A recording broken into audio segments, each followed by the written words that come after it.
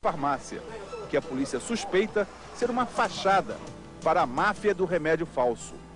Wagner Luiz de Almeida não quer conversa.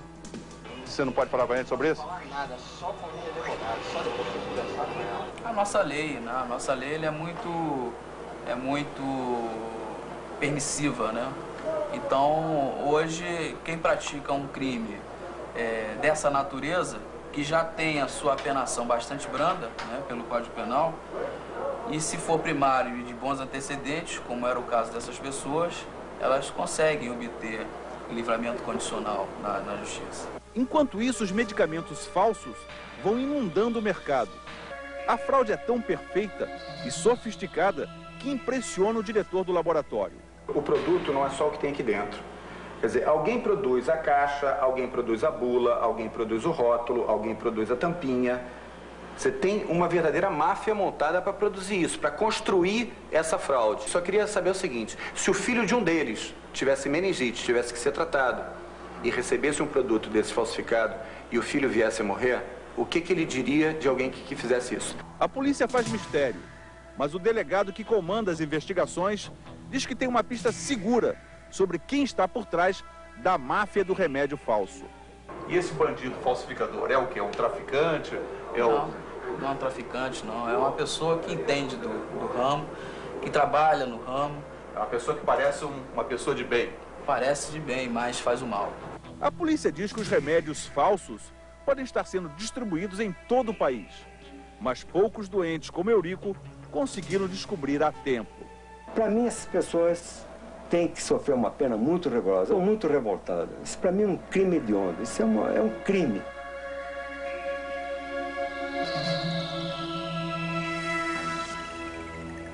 Para discutir a falsificação de medicamentos e que caminhos o consumidor deve seguir para garantir os seus direitos, nós vamos conversar hoje com o diretor do Conselho Regional de Farmácia, Josiano Gomes Chaves, e o coordenador da Promotoria de Defesa do Cidadão, Antônio Joaquim.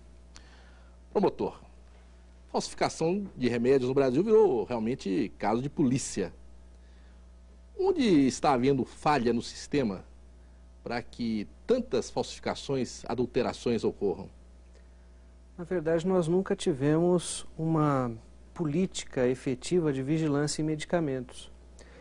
E o problema criminal, se nós pegarmos o Código Penal, os crimes contra a saúde pública, é muito raro uma condenação por esses crimes, porque a Secretaria de Segurança, isso no país todo, ela não está voltada para a repressão desse tipo de crime, que é aquele chamado crime de colarinho branco, né? Realmente, como disse o delegado há pouco, é um crime que é praticado por uma pessoa, é o crime de colarinho branco. Então não há uma estrutura voltada para a repressão desses crimes. Ora, a impunidade seria aí a porta mais fácil para que esses bandidos, né, tomassem essa decisão de falsificar remédios. Essa semana foi aprovada no Senado uma lei tornando crime hediondo a falsificação, a adulteração de remédios. Só acha que essa lei, a aprovação dessa lei, pode ajudar um pouco no combate a esse tipo de crime?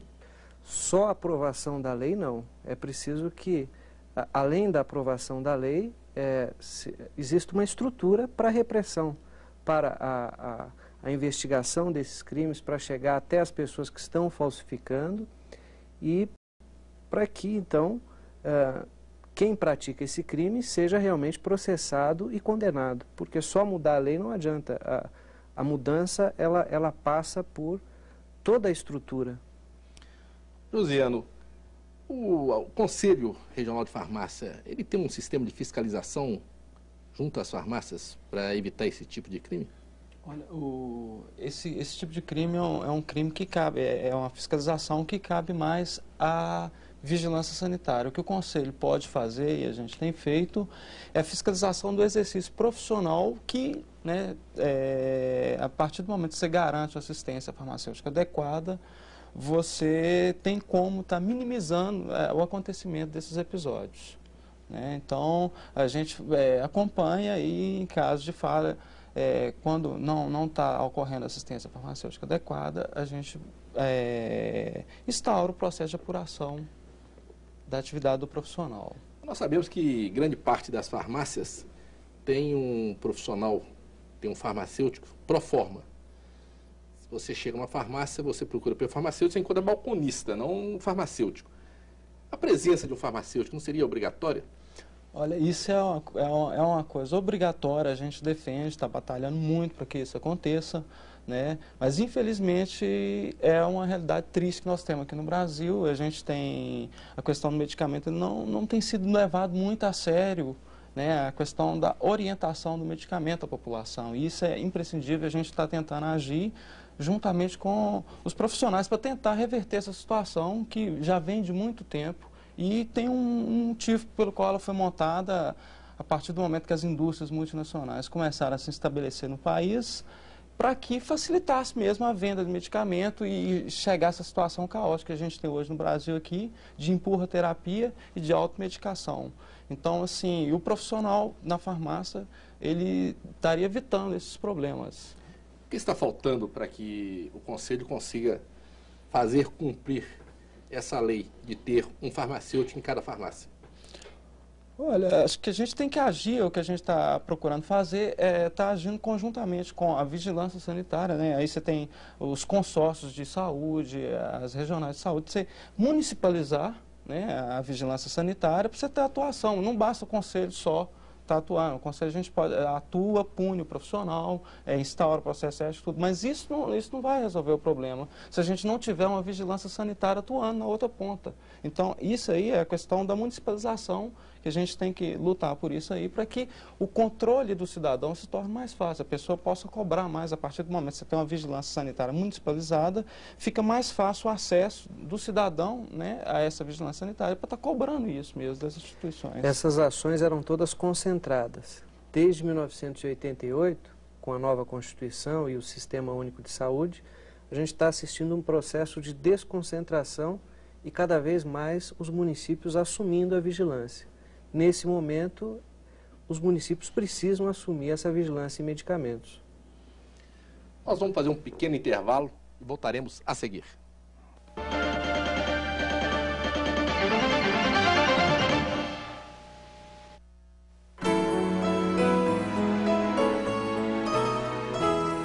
Ouro Preto, Vila Rica, berço da liberdade, doce mãe de Minas, bela barroca cidade, a sabedoria, a cultura, as gentes de todas as cores, suas matas e cachoeiras, suas glórias, suas dores. Sua arte sempre presente no eco das montanhas, no desenho de seus telhados, a beleza tamanha, memória do século do ouro, o barro, a pedra, a madeira, encanta o mundo inteiro que passeia em suas ladeiras. Ouro Preto. Ouro Preto, 300 anos. Homenagem Rede Globo Minas.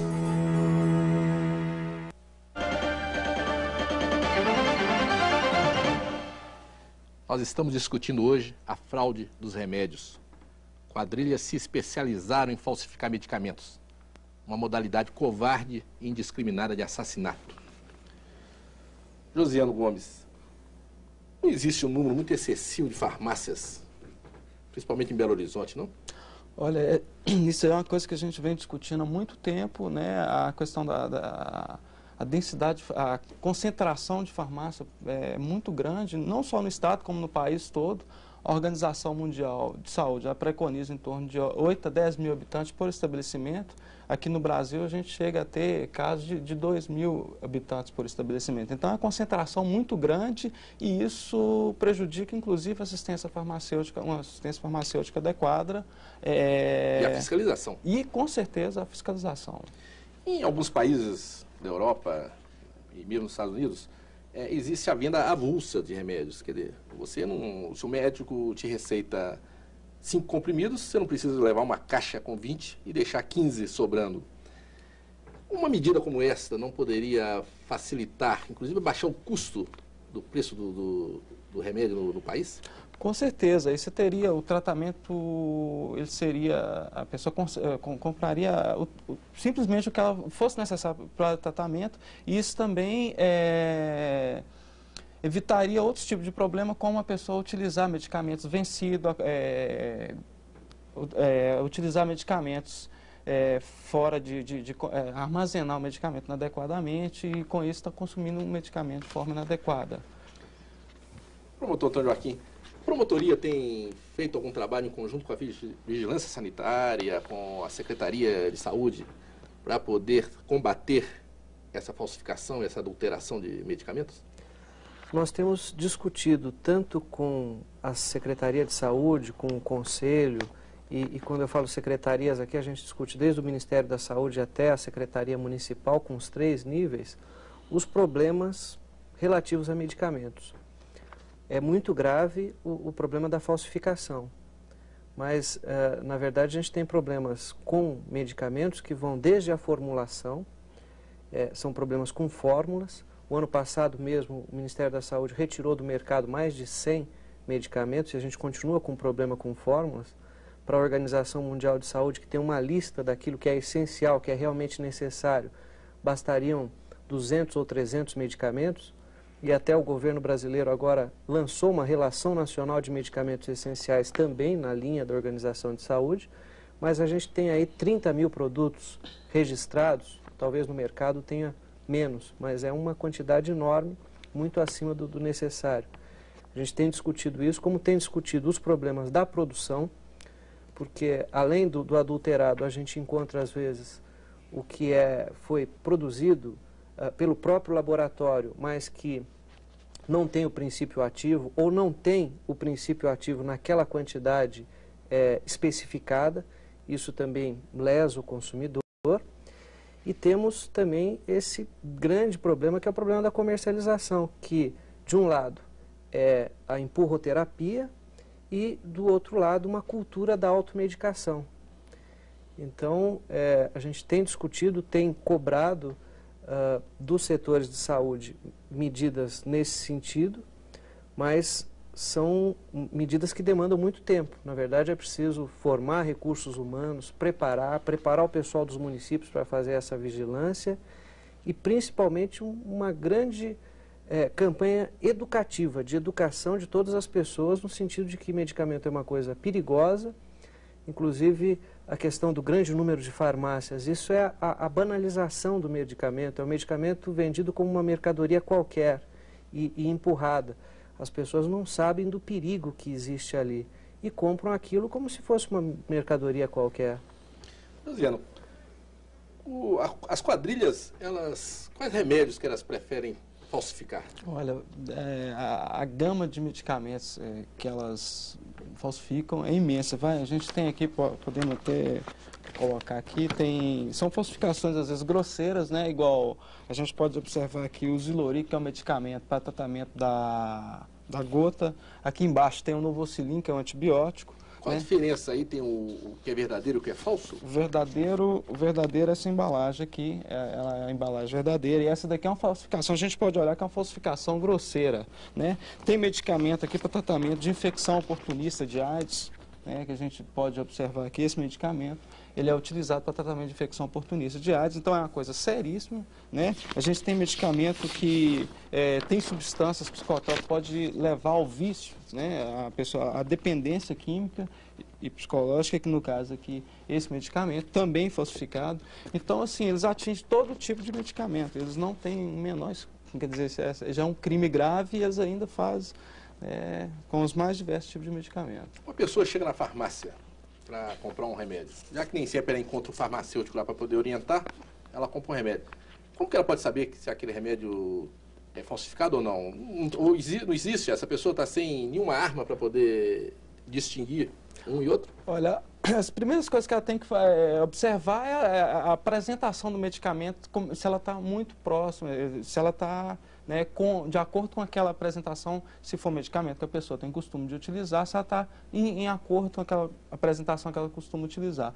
Outra coisa é avaliar a data de validade, o aspecto mesmo do medicamento, a cor do comprimido ou da solução lá, se for uma solução, a forma, tudo isso, ela pode estar percebendo qualquer alteração disso aí, numa pomada, uma coisa assim, ela pode perceber indícios de alteração desse medicamento, de adulteração desse medicamento, ver rasuras na embalagem, que muitas vezes o medicamento é amostra grátis, ou medicamento vencido, né, que eles rasuram a data de validade. Então essas coisas as pessoas têm que ficar atentas para esse tipo de coisa. O Globo Comunidade volta depois do intervalo.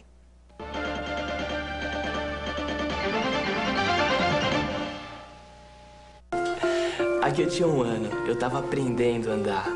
Com 10 anos, no time de futebol. Essa aqui é a Dani. Ah, aqui eu tinha uns 15. Cara, eu pegava altas ondas. E aqui...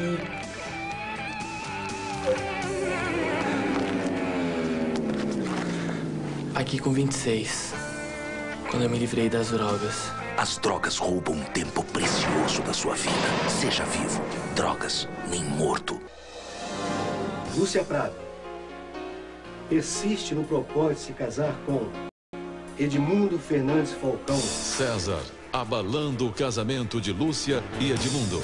Me leva lá pra cima, eu não tô bem. Nesta segunda, depois do Jornal Nacional, Torre de Babel.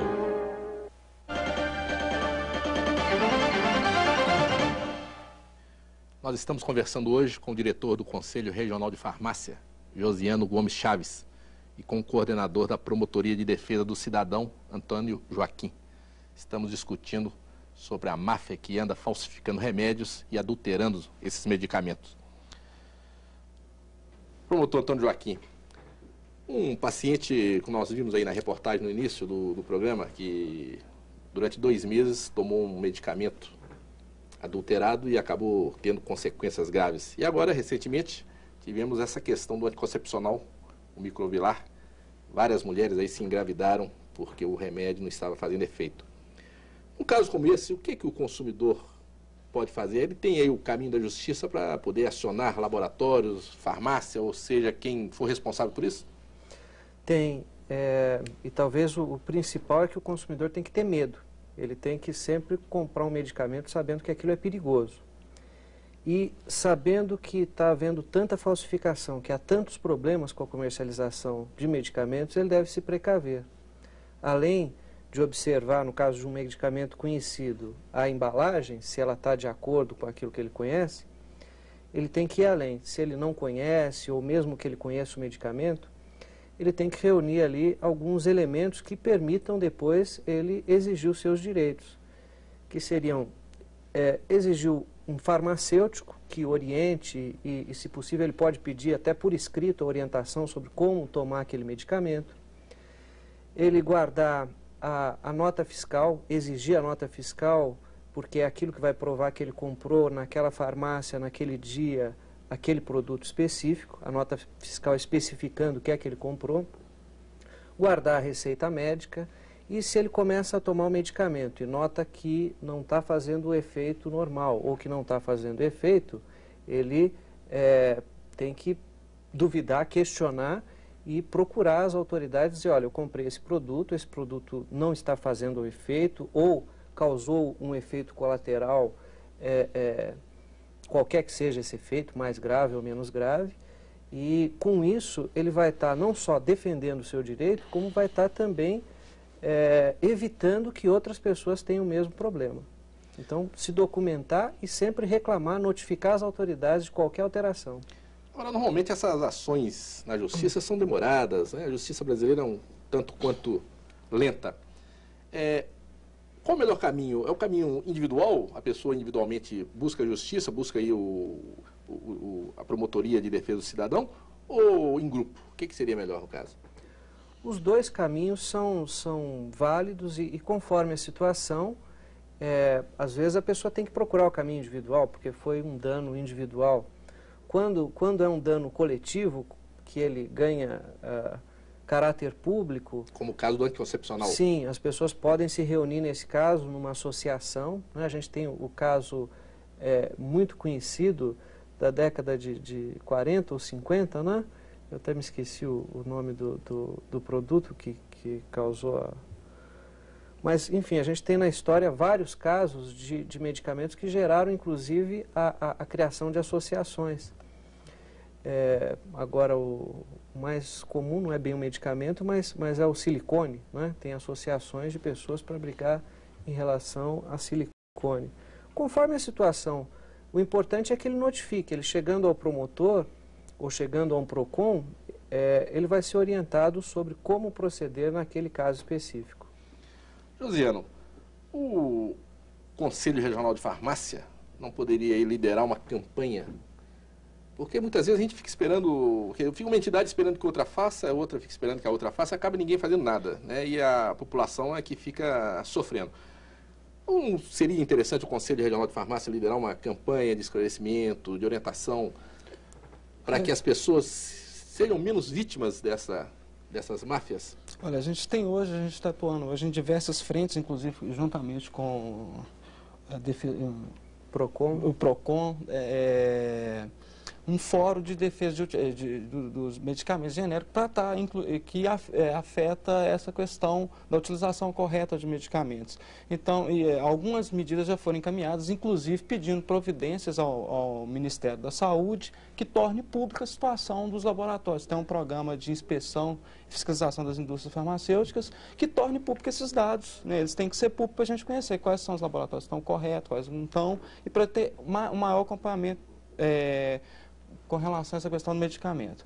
E uma outra coisa também que, inclusive, a Prefeitura de Belo Horizonte já tem um projeto interessantíssimo na área de assistência farmacêutica e está agora com o farmacêutico Luiz Marim, que é vice-presidente do nosso conselho, em conjunto com o departamento, com o professor Edson Perini e a Genane Ramalho, do departamento de farmácia social da UFMG, elaborando um projeto de farmacovigilância. O que é isso? É um estudo, né, que vai acompanhar a utilização do medicamento pela população. Então, isso é muito importante a gente ter esses dados, porque no Brasil a gente ainda não tem esse tipo de dado e não tem esse tipo de política. Então, é muito importante que se comece a fazer alguma coisa, né, para dar essa segurança ao cidadão. E as pessoas também podem estar, o Conselho Regional de Farmácia está aberto para estar recebendo denúncia de onde não se tem assistência farmacêutica, onde a pessoa não encontrar o profissional, ela pode estar fazendo essa denúncia ao Conselho Regional de Farmácia e que a gente vai estar apurando esses dados. O Conselho Regional de Farmácia funciona onde em Belo Horizonte? Ele funciona na Rua Sergipe, número 28, no bairro Funcionários. E a promotoria, onde funciona, onde as pessoas podem procurar? A promotoria está no Barro Preto, bem próximo ao fórum. É a Rua Guajajaras, número 2009. Nós queremos agradecer a presença do diretor do Conselho Regional de Farmácia, Josiano Gomes Chaves, e o coordenador da Promotoria de Defesa do Cidadão, Antônio Joaquim. Esperamos que a polícia e a justiça sejam firmes no combate à máfia dos remédios falsificados. Uma ótima semana para todos e até o próximo domingo. Rede Globo Minas. Assista agora Pequenas Empresas, Grandes Negócios.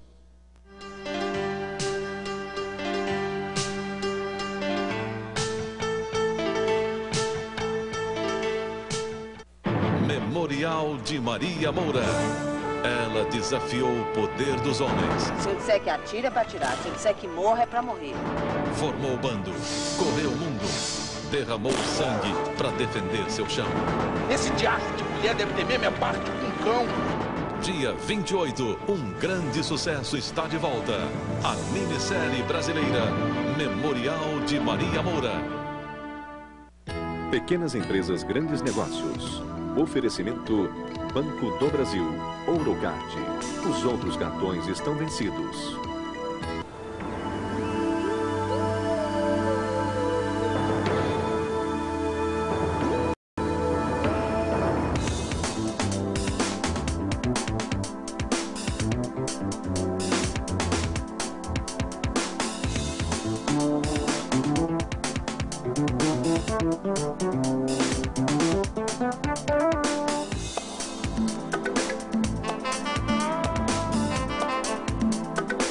O que antes parecia um fato distante, agora é uma realidade. A parceria entre grandes empresas e pequenos fornecedores vem rendendo ótimos negócios. No ano passado, negociações realizadas através do programa Bolsa de Subcontratações do Sebrae São Paulo resultaram em contratos de mais de 38 milhões de dólares, 73% a mais que em 1996. O Simples, Sindicato da Micro e Pequena Indústria do Estado de São Paulo, tem um banco de dados com mais de 9 mil interessados em oferecer seus serviços.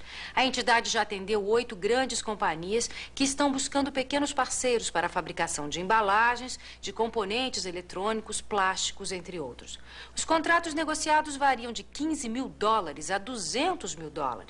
Outra entidade que vem facilitando esse contato, principalmente na área de exportação, é o World Trade Center, que tem 500 mil sócios no mundo todo, 350 deles no Brasil. A idoneidade do serviço de subcontratação é uma das grandes vantagens para a grande empresa. As entidades que o oferecem são rigorosas e fazem uma seleta pesquisa sobre os possíveis fornecedores de pequeno porte. Recentemente foi criada também a Associação Latino-Americana de Subcontratação Industrial, reunindo empresas de 14 países. A iniciativa deve possibilitar a realização de exportações por parte dos fabricantes brasileiros. O bom de toda essa história é que, além de receber tecnologia de diversos setores, o pequeno empresário ganha experiência e mais estímulos para a dura sobrevivência diária. No ar, o Pequenas Empresas, Grandes Negócios, com os seguintes destaques. A produção de inaladores, aparelhos que ajudam a aliviar alergias do tipo respiratório. Nosso colaborador Freitas irá falar sobre um problema cada vez mais comum no trabalho: as lesões por esforços repetitivos.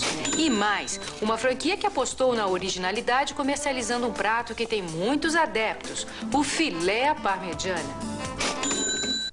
Quem achou que a aeróbica e o Cooper eram modismos passageiros, errou redondamente. Hoje, 5 milhões de brasileiros são adeptos das mais variadas técnicas para cuidar da boa forma, seja nas academias, em casa ou nas ruas e parques. Esse expressivo batalhão consome $2 bilhões por ano em produtos e serviços específicos para fitness, garantindo mercado para milhares de pequenos negócios. Na revista Pequenas Empresas, Grandes Negócios de julho, você confere uma reportagem especial sobre as oportunidades para novos empreendedores nesse segmento, considerado um dos mais quentes da virada do milênio. Não perca, já nas bancas. O esoterismo está em moda. A necessidade de reavaliar a vida neste final de século e de harmonizar o ambiente familiar faz aumentar a procura por produtos aromatizantes e pela proteção de seres sobrenaturais. Esse mercado é a aposta da pequena empresa Pura Magia. Silvia Soares, artista plástica, trabalhava numa grande fábrica de brinquedos. Um dia, apresentou a seu chefe um projeto para fabricar gnomos, mas ele rejeitou a ideia. Silvia, então, resolveu investir por sua conta no projeto. Junto com o marido, Pedro Scarpim, pesquisaram como fazer o boneco. A primeira dificuldade que a gente teve foi na definição do material para produzir os bonecos. Como é que você resolveu? A gente pesquisou e chegou à conclusão que, sem maquinário, a matéria-prima mais adequada para se trabalhar era a resina. Então a gente fez um curso e a partir desse curso fomos desenvolvendo as nossas técnicas para a produção dos bonecos. Os empresários montaram a empresa Pura Magia para comercializar o produto. Encontraram dificuldades no início. Uma delas, o fato de seu público estar restrito a lojas esotéricas. Com o tempo, nós queríamos abranger um outro mercado que não só esotérico, o mercado de presente. Então, começamos a pesquisar cerâmica, porcelana, e hoje nós temos uma linha de produtos esotéricos, como porta-incenso, aromatizador, castiçais, ligados assim à harmonização de ambiente. Entre os produtos novos lançados estão barco para assar peixe, descanso de talher, batateira. Nós temos que buscar um nicho de mercado. Não adianta nós fazermos coisas que já existem, porque é um mercado muito competitivo. Então, nós temos que buscar produtos diferentes, né? E foi aí que nós conseguimos o nosso espaço. Aos poucos, a empresa foi diversificando mais a sua produção e ganhando mercado. Passou a fabricar também bonecas, ciganas, bruxas e fadas. Esta última, a de mais saída, 4 em cada 10 peças vendidas. Para facilitar as vendas, a empresa também explora o mercado da simbologia. O triângulo, por exemplo, simboliza, com o vértice para cima, simboliza o equilíbrio ou o fogo. O círculo simboliza o infinito, porque é começo e final coincidindo. A era considerada sagrada pelos celtas, porque mesmo nos invernos rigorosos ela se mantinha verde. O trevo, por ser raro, é sinônimo de bom agouro, de sorte, né? E por aí vai.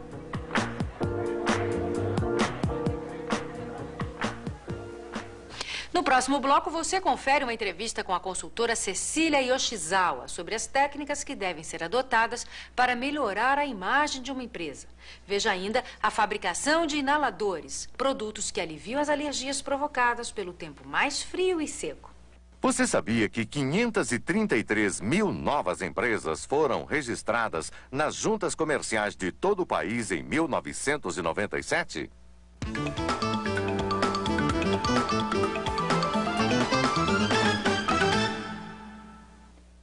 Pequenas empresas, grandes negócios.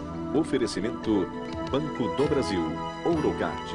Os outros cartões estão vencidos. Sabe por que você deve usar mais o seu Ourocard? Porque só ele tem o Clube Ouro Internacional. Cada vez que você usa o Ourocard, você acumula pontos para ganhar prêmios, descontos em compras, viagens para o exterior e diárias em hotéis. E ainda participa do Smiles, o maior programa de milhagem do Brasil. Banco do Brasil, o maior banco do Brasil, é nosso Banco do Brasil, é o Banco do Ourocard. Os outros cartões estão vencidos.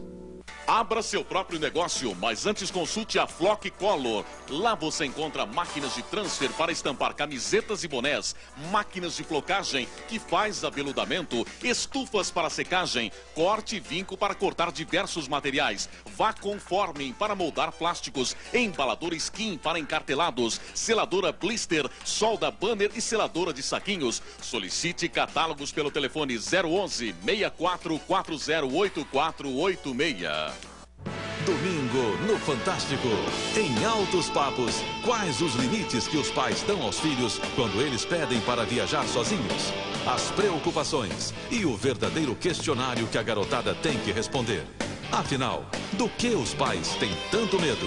E os truques, as estratégias que os adolescentes usam para convencer os pais. O público pediu e o Fantástico vai mostrar uma retrospectiva dos melhores episódios da série Amigo Bicho. Os grandes momentos de crianças que nasceram e cresceram entre animais selvagens. Domingo, no Fantástico.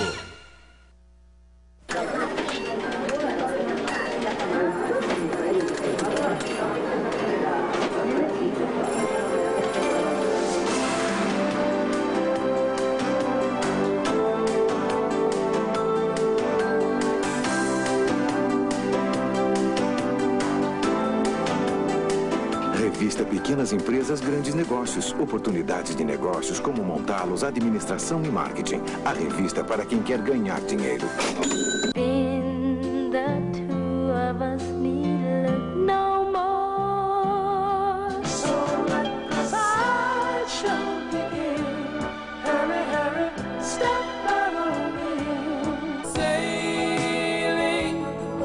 Good Times Internacional. Em cada música, uma saudade. Em cada faixa, uma emoção diferente. Lançamento Som Livre em CD. O produto. As lojas. O preço. A oferta.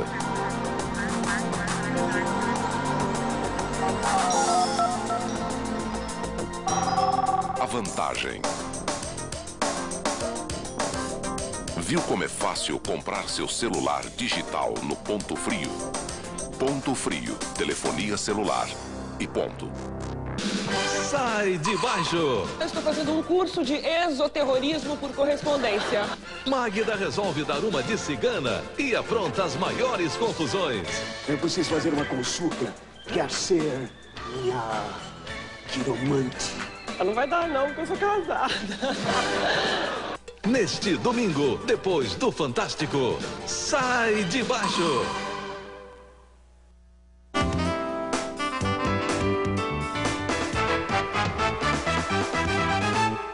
Você sabia que no ano passado foram vendidos 100 milhões de CDs no Brasil?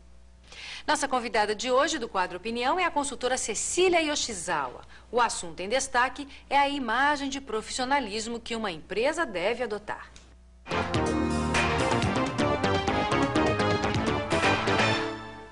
A imagem de uma empresa é a percepção que o público faz da empresa, tá certo? Eu acho que hoje, mais do que ter uma boa imagem, o importante é transmitir a imagem de profissionalismo, de eficácia, de eficiência.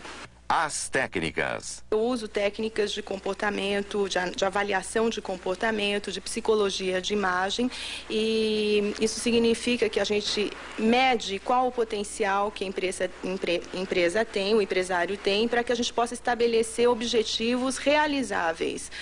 Você tem que tirar as limitações do empresário. Normalmente nós mesmos que nos colocamos numa situação limítrofe, e basta dizer que o empresário tem que ter consciência também de que ele é o reflexo do negócio dele. Ética e estética. Hoje a ética e a estética dos negócios andam juntas. O público exige boa mercadoria com ótima apresentação. O consumidor riponga já morreu. Nós estamos numa nova fase onde a imagem da empresa e do empresário vende muito. Inverno é uma época difícil para quem sofre de alergias do tipo respiratório. Para auxiliar essas pessoas, diminuindo custos e oferecendo produtos mais práticos e baratos ao consumidor final, uma pequena empresa vem desenvolvendo novos modelos e métodos de produção de nebulizadores, mais conhecidos como inaladores. Alergias, geralmente genéticas, são agravadas por fatores externos. Ácaros. O ácaro é o nosso inimigo número 1, o inimigo número 1 das alergias, né? Eles vivem na poeira, eles necessitam de uma determinada temperatura, umidade para sobreviver. E para vocês terem uma ideia, em 1 grama de poeira nós pode chegar a ter até cerca de 1000 ácaros, né? Poluição, agentes químicos, a fumaça de cigarro dentro de casa é fundamental. Na casa de um asmático é contraindicado alguém que fume de qualquer forma. Inverno.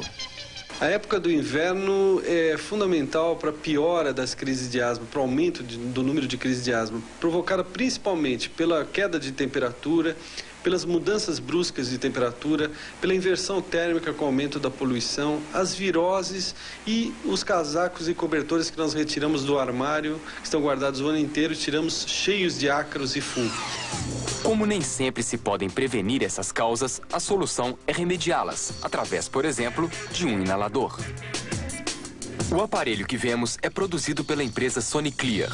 Tem um diferencial em relação a outros, que é ficar o copo onde se põe o remédio no próprio aparelho. Esse aparelho eu acho muito bom e bom para se vender. Primeiro porque a pessoa com esse tipo de traqueia que ele tem, a pessoa pode deitar e assistindo televisão, lendo, deitado, pode fazer a inalação. Acho que é uma grande vantagem sobre os outros aparelhos. E outra também, ele quebra muito menos, porque exatamente pelo copinho ser fixo e manter sempre com o nível, né, da água, então não queima o cristal. Conceito de princípio de funcionamento que nós patenteamos e conseguimos ter essa ideia que para nós foi muito boa. O Soniclear possui um sistema que transforma o remédio num tênue vapor. O aparelho decompõe o líquido que fica aí dentro numa névoa finíssima e que por isso penetra melhor nos pulmões. São partículas tão minúsculas que sequer embaçam um espelho, por exemplo, porque se decompõem antes disso. Olha aí. Essa decomposição é o resultado de ultrassom que fica aí dentro e que vibra ao ritmo inimaginável de até 2 milhões de vezes por segundo. Todo o projeto dos aparelhos é feito na Soniclear, bem como a montagem e a usinagem das peças de metal. Só as peças plásticas são terceirizadas. A gente terceiriza para reduzir o custo e também o espaço físico nosso é pequeno, então precisaria um maquinário muito grande para injetar as peças. Então a gente desenvolve os moldes, por exemplo, o molde de um chassi, a gente manda fazer, um molde que custa em torno de 10 mil reais, mas a gente manda injetar fora, tá? Tem várias peças, chassis, um conector de uma traqueia, gabinete, copo externo. Cada pecinha precisa de uma ferramenta? Cada pecinha dessas é um molde específico. São 5 os modelos de nebulizador feitos pela empresa. Entre eles, um aparelho portátil que se liga no acendedor do carro. Este é o primeiro aparelho produzido pela empresa há 10 anos e que continua sendo vendido. Esse aqui é o último, lançado há 1 mês. Em termos de eficiência, há alguma diferença? Não, é a mesma eficiência. Agora, preço. Esse aqui custa quanto? R$200. E esse aqui? R$100. E como é que vocês conseguiram essa redução de custo? É só no tamanho? Não, é no processo de fabricação e no molde totalmente moderno. Os acessórios são totalmente acoplados nele. Copo externo, alça, copo interno. Menos peças? É bem menos peça. Dentro? Dentro, todos os componentes são encaixados, então evita o uso de parafusos, de suportes. Os componentes são somente encaixados. E para produzir mais rápido? Enquanto nós produzíamos um Pulmoclear 2, hoje a gente consegue produzir 5 Pulmosonic Star. Quer dizer, gasta menos mão de obra? Menos mão de obra. No primeiro mês depois de lançado, o novo modelo ocupou 30% dos 12 mil aparelhos vendidos pela empresa. Então nós evoluímos tecnologicamente a questão da capacidade de produção, podendo produzir mais aparelhos em menor tempo, usando um ferramental que torna fácil essa montagem e, com isso, trazendo um custo que veio a reduzir significativamente o preço em relação dos outros modelos, mantendo a mesma qualidade. Além dos nebulizadores, a empresa também desenvolveu um aparelho que purifica e umidifica o ar. Ele tem aqui na sua parte interna, externa, aqui na lateral, um filtro que o ar atmosférico é admitido por aqui e é direcionado para um reservatório que tem cerca de 5 litros de água. E esses 5 litros de água permite o uso ininterrupto de 16 horas. E essa água vai repor essa umidade do ar e vai purificar, porque o melhor filtro universal é a água. Esse equipamento também é muito indicado para locais onde você usa muito, digamos, pelo clima seco, o ar-condicionado. O ar-condicionado, que é um climatizador, refrigera o ambiente, mas também desumidifica esse ambiente. Esse equipamento seria o irmão do ar-condicionado, repondo a umidade relativa do ar.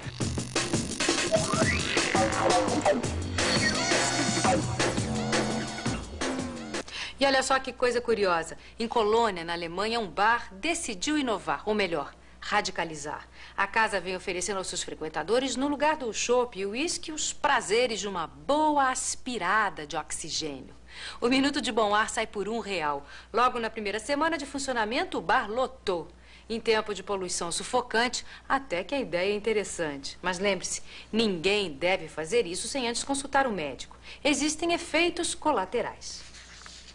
Lesões por esforços repetitivos. Se você acha estranho essas palavras, fique atento. Elas podem estar rondando o seu ambiente de trabalho. E o pior, provocando sérios problemas no seu dia a dia profissional. Esse é o assunto de hoje do nosso colaborador Freitas.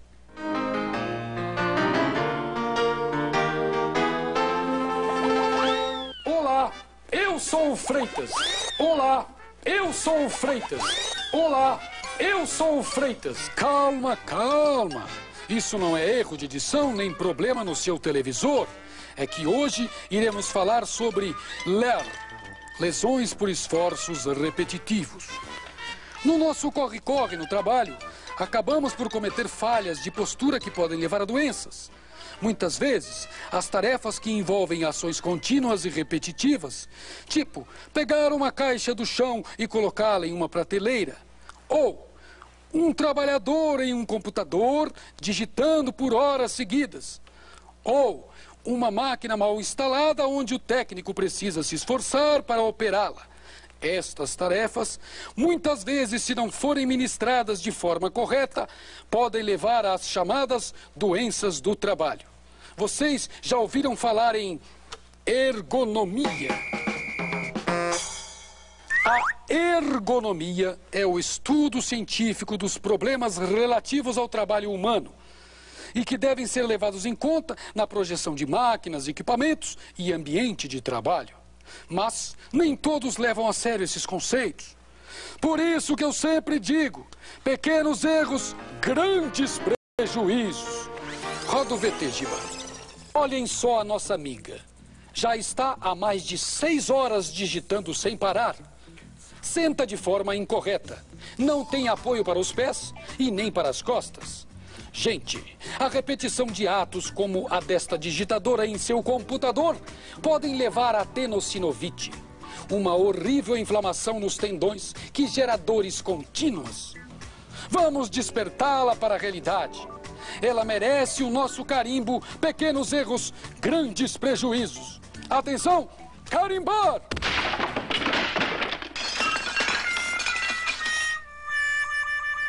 O grande gênio do cinema, Chaplin, no seu filme Tempos Modernos de 1936, já alertava para os grandes perigos da era industrial. Lembra-se do Carlitos que apertava parafusos o dia todo e ao sair do trabalho continuava a apertar todos os botões que via pela rua? Pois é, o problema é antigo, mas a nossa atenção e alguns cuidados podem criar um ambiente de trabalho muito mais produtivo e saudável. Vamos dar aquele toque à nossa amiga digitadora. A primeira coisa a se observar é o tempo de trabalho. É importante estabelecer intervalos para relaxar. Depois, considere alguns itens como: ajuste o monitor de modo que a parte superior da tela fique no nível dos seus olhos ou ligeiramente abaixo. A altura do teclado tem que estar confortável para a digitação. Use uma cadeira com um encosto adequado. Ao sentar, assegure-se que as suas coxas estão paralelas ao chão e os seus pés descansando no chão ou num suporte para os pés. Algumas empresas vêm desenvolvendo equipamentos especialmente para essa atividade. Esse exemplo da digitadora é um em meio a milhões de outros. Avalie o ambiente de trabalho de sua empresa. Observe o que pode mudar para gerar mais qualidade e produtividade. Consulte todos os envolvidos. Às vezes, as soluções podem ser muito simples. Por isso, mãos à obra e vamos em frente que atrás vem gente! Giba, podia aumentar esse balcão aqui, hein? Tchau. Em instantes, um exemplo de fast food que apostou na originalidade vendendo refeições à parmegiana. Voltamos já. Você sabia que os norte-americanos gastam cerca de 350 bilhões de dólares por ano em lazer?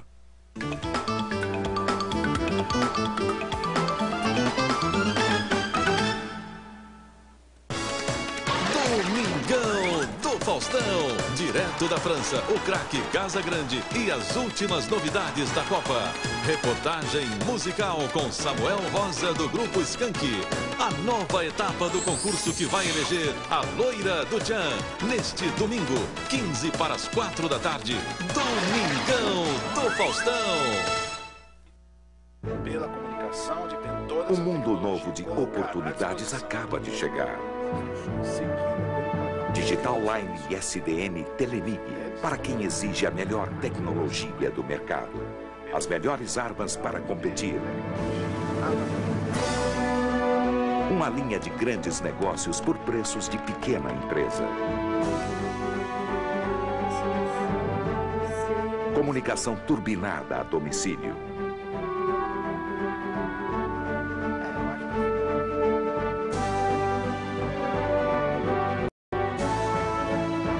Digital Line SDN, um lançamento pioneiro da Telemig.